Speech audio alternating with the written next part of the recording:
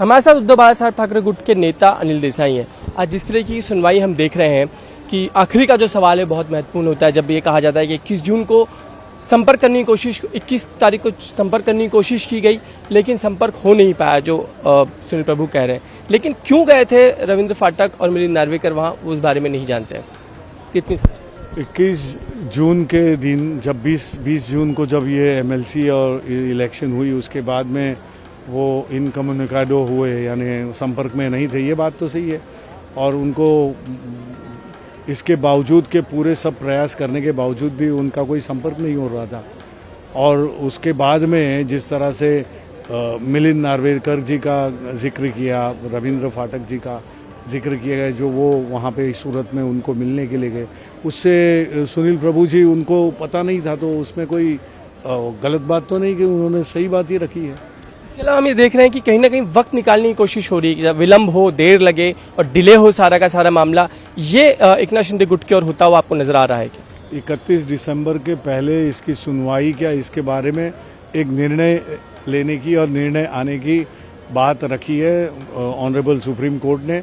और मैं समझता हूँ कि यहाँ पे ट्राइब्यूनल के तहत जो महाराष्ट्र के स्पीकर ट्राइब्यूनल बन के काम कर रहे हैं, उनको इस बात का पूरा अंदाज़ा है और वो उसी तरह से 31 के पहले ले लेंगे। कोई इररिलेवेंट क्वेश्चंस या इस तरह से टाइम ना निकल जाए, ज़्यादा टाइम वक्त बेहुदा वक्त आगे न जाए, उसके लिए वो भी उनकी कोशिश भी रहेगी।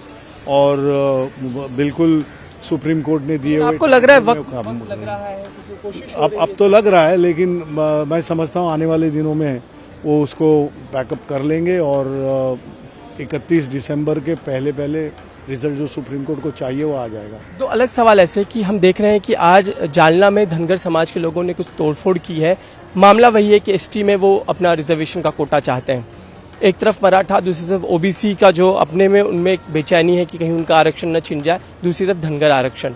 सरकार टैकल नहीं कर पा रही, क्या स्थिति? गंभीर समस्या है। सरकार को और किसी मामले को देखे ना देखे, लेकिन यहाँ पे नज़रअंदाज ना होना चाहिए। सरकार के भी प्रयत्न चल रहे, प्रयास हो रहे, लेकिन सही ढंग से इनका आरक्षण होना बहुत ज़रूरी है। मराठा है, धनगर है, ओबीसी का भी आरक्षण बिना किसी आंच के उनका आरक्षण जारी रहेगा। उसी तरह से हर एक को अपने तरफ से, जैसे नीतीश कुमार जी ने वहाँ पे बिहार में करके दिखाया, महाराष्ट्र की बारी है। तोड़फोड़ की स्थिति महाराष्ट्र में बन रही है। जब अब ये तो मैं वाकिफ नहीं हूँ या मुझे पता भी नहीं है, लेकिन अगर कुछ ऐसा हुआ हो तो इसमें अपने लोगों ने, हर एक महाराष्ट्र के हर नागरिक की ये जिम्मेदारी है कि अपनी मांग जरूर रखे, मजबूती से रखे, उसको सरकार ने सुननी भी चाहिए, लेकिन इस तरह से कुछ बाकी किसी को उसका नुकसान या क्षति नहीं पहुंचे, वो भी ध्यान में रखें। आखिरी सवाल बस, हम देख रहे हैं कि जिस तरीके से फोटो वायरल होते हैं बावनकुळे के, और उसके बाद कहीं ना कहीं राजनीति का स्तर महाराष्ट्र में गिरता जा रहा है, क्या ऐसा सवाल पैदा होता है जिस तरह एक दूसरे के ऊपर छीटाकशी होती है और चीजें बाहर आ रही हैं? जो कर रहे हैं, जो दिख रहा है, जो है सही, वो अगर सामने आ जाए तो उसके बारे में जो गलत किया हुआ है उसके बारे में सोचना बहुत जरूरी है। धन्यवाद हमसे बातचीत करने के लिए। कैमरामैन देवेंद्र के साथ समीर भीसे, इंडिया टीवी, मुंबई।